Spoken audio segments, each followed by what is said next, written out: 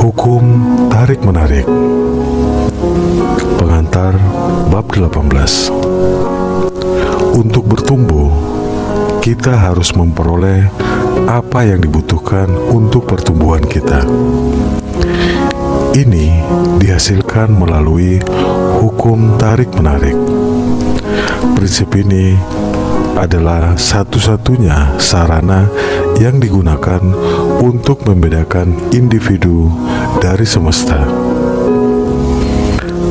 Berpikirlah sejenak, akan jadi apa seorang pria seandainya dia bukan suami, ayah, atau saudara laki-laki? Seandainya ia tidak tertarik pada dunia sosial, ekonomi, politik, atau agama, ia tidak akan menjadi apapun kecuali suatu ego teoretis yang abstrak. Maka ia ada hanya bila berhubungan dengan suatu keutuhan, dengan manusia lain, dengan masyarakat. Hubungan ini merupakan lingkungannya, maka ia berada di dalam hubungannya dengan lingkungannya, bukan dengan cara lain. Jadi, jelaslah bahwa individu hanyalah diferensiasi dari pikiran universal yang menyinari setiap manusia yang datang ke dunia. Dan apa yang disebut individualitas atau kepribadiannya hanyalah cara dia berhubungan dengan keutuhan itu. Inilah yang kita sebut lingkungannya, yang dihasilkan oleh hukum tarik-menarik. Pelajaran bab 18 yang saya lampirkan ini menjelaskan lebih banyak tentang hukum yang penting ini. Materi bab 18. 1. Ada perubahan di dalam pemikiran dunia. Perubahan ini berlangsung diam-diam di tengah kita dan lebih penting dibandingkan apa yang sudah dilalui oleh dunia sejak jatuhnya paganisme. 2. Menurut pandangan semua kelas masyarakat, mulai dari kalangan tertinggi dan paling berbudaya hingga kalangan pekerja, revolusi dewasa ini tak tertandingi di sepanjang sejarah dunia. 3. Sains belakangan ini telah membuat begitu banyak penemuan, telah mengungkapkan ketidakterbatasan sumber daya. Setelah membuka selubung kemungkinan yang sangat besar dan kekuatan yang tak terduga, sehingga para ilmuwan makin ragu untuk menyatakan bahwa teori-teori tertentu sudah kuat dan pasti benar, atau menyangkal bahwa teori-teori lain itu tak masuk akal dan mustahil. 4. Peradaban yang baru sedang dilahirkan. Kebiasaan, kredo, dan preseden yang sudah berlalu, visi, keyakinan, dan pelayanan mengambil alih tempatnya. Belenggu-belenggu tradisi dihilangkan dari kemanusiaan, dan sementara sampah materialisme dihabiskan, pemikiran pun dibebaskan.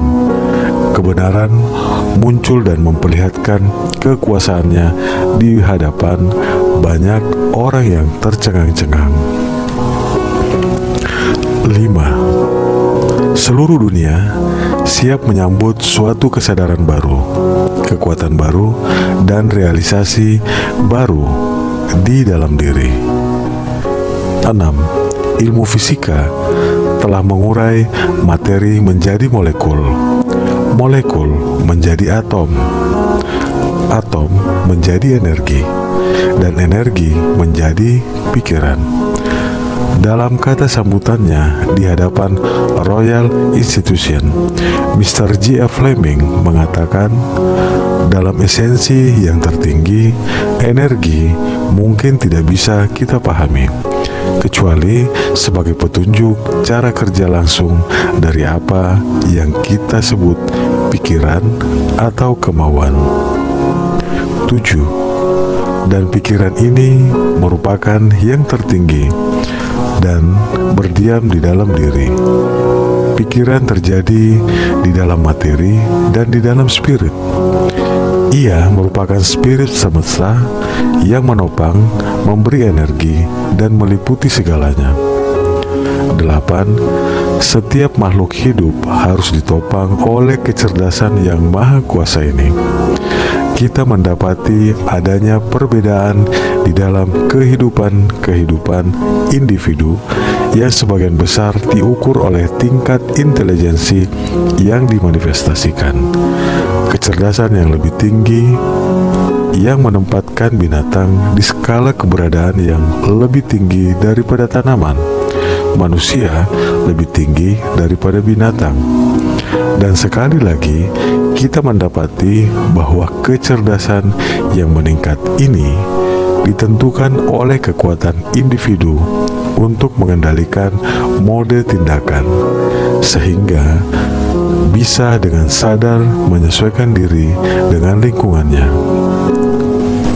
9. Penyesuaian inilah yang diperhatikan oleh pikiran-pikiran tertinggi. Dasar penyesuaian ini tak lain adalah pengenalan keteraturan yang berada di pikiran universal, karena telah diketahui bahwa pikiran ini akan mematuhi kita dengan proporsi yang sebanding apabila kita terlebih dulu mematuhinya. 10. Pengenalan hukum alam inilah yang telah memungkinkan kita menghilangkan waktu dan ruang untuk melesat ke udara dan membuat besi mengapung. Makin besar tingkat intelijensinya, makin besar pengenalan kita akan hukum alam ini, dan makin besar pula kekuatan yang akan kita miliki. 11. Pengenalan tentang diri sebagai individualisasi kecerdasan universal inilah yang memungkinkan individu mengendalikan bentuk-bentuk kecerdasan yang belum mencapai tingkat pengenalan diri. Bentuk-bentuk kecerdasan ini tidak mengetahui bahwa kecerdasan universal ini menyelimuti segala sesuatu yang siap bertindak. Mereka ini tidak mengetahui bahwa kecerdasan universal ini merespon setiap permintaan. Karena itu, mereka terikat hukum keberadaan mereka sendiri. 12. Pikiran bersifat kreatif, dan prinsip yang menjadi landasan hukum bersifat menyeluruh dan logis serta melekat di dalam sifat segala hal. Tetapi kekuatan kreatif ini tidak bermula dari dalam individu, melainkan di dalam pikiran universal yang merupakan sumber bagi semua energi dan substansi. Individu hanyalah sekedar saluran untuk distribusi energi ini. 13. Individu hanyalah sarana yang digunakan agar pikiran universal menghasilkan berbagai kombinasi yang menghasilkan bentuk fenomena melalui hukum getaran. Dengan sarana ini, berbagai tingkat kecepatan gerak di dalam bentuk substansi primernya membentuk substansi-substansi baru dalam rasio angka yang pasti. 14. Pemikiran adalah mata rantai tak terlihat yang dipakai oleh individu untuk berkomunikasi dengan pikiran universal, yang terhingga dengan yang tak terhingga, yang terlihat dengan yang tak terlihat. Pemikiran adalah sihir yang digunakan manusia untuk bertransformasi menjadi makhluk yang berpikir, tahu, merasa, dan bertindak. 15. Alat yang tepat telah memungkinkan mata untuk menemukan berbagai dunia yang jauhnya berjuta-juta kilometer. Dengan demikian, dengan pemahaman yang tepat, manusia telah memungkinkan untuk berkomunikasi dengan pikiran universal, sumber segala kekuatan. 16. Nilai pemahaman yang umumnya dikembangkan kira-kira sama bernilainya dengan kotak telepon tanpa kabel atau tanpa stasiun pusat. Boleh dikatakan nilainya tidak lebih dari sebuah kepercayaan yang sama sekali tidak ada artinya. Orang-orang Indian mempercayai sesuatu. Demikian juga penduduk barbar di kepulauan kanibal, tetapi hal itu tidak membuktikan apapun. 17. Satu-satunya kepercayaan yang bernilai bagi siapapun adalah kepercayaan yang sudah diuji dan ditunjukkan sebagai fakta. Dengan demikian, ia bukan lagi kepercayaan, melainkan sudah menjadi keyakinan yang hidup atau kebenaran. 18. Kebenaran ini sudah diuji oleh ratusan ribu orang dan sudah ditemukan sebagai kebenaran yang sebanding dengan kegunaan peralatan yang mereka gunakan. 19. Manusia tidak berharap bisa menemukan bintang-bintang yang berjarak ratusan juta kilometer tanpa teleskop yang cukup kuat. Untuk alasan inilah, sains terus berusaha untuk menciptakan teleskop yang lebih besar dan lebih kuat lagi. Akibatnya, selalu saja ada hadiah yang berupa pengetahuan tambahan tentang benda-benda langit. 20. Maka muncul pemahaman manusia terus membuat kemajuan di dalam metode-metode yang mereka gunakan untuk berkomunikasi dengan pikiran universal dan kemungkinannya yang tak terhingga. 21. Pikiran universal memanifestasikan diri di dunia objektif melalui prinsip tarik-menarik yang dimiliki oleh setiap atom untuk setiap atom lain dalam tingkat intensitas yang tak terhingga. 22. Melalui prinsip penggabungan dan penarikan inilah benda-benda disatukan. Prinsip ini bisa diterapkan secara universal dan merupakan satu-satunya sarana untuk mencapai tujuan eksistensi. 23. Ekspresi pertumbuhan dipenuhi dengan cara yang sangat indah melalui perantara prinsip universal. 24. Untuk bisa tumbuh, kita harus memperoleh apa yang esensial bagi pertumbuhan kita. Tetapi karena kita selamanya merupakan entitas pikiran yang sempurna, maka kesempurnaan ini memungkinkan kita menerima hanya bila kita memberi. Oleh karena itu, pertumbuhan dikondisikan oleh tindakan timbal balik. Dan pada tingkatan mental, kita mendapati bahwa yang sejenis saling tarik-menarik, bahwa getaran-getaran mental merespons hanya sebatas harmoni getaran mereka. 25. Maka sudah jelas bahwa pikiran kelimpahan akan merespons hanya pada pikiran sejenis. Kekayaan individu dilihat sebagai siapa individu itu sebenarnya. Kekayaan di dalam diri merupakan rahasia ketertarikan untuk kekayaan di luar diri. Kemampuan untuk menghasilkan merupakan sumber sejati kekayaan individu. Karena alasan inilah, orang yang melakukan pekerjaan dengan hati pasti menjumpai sukses yang tak terbatas.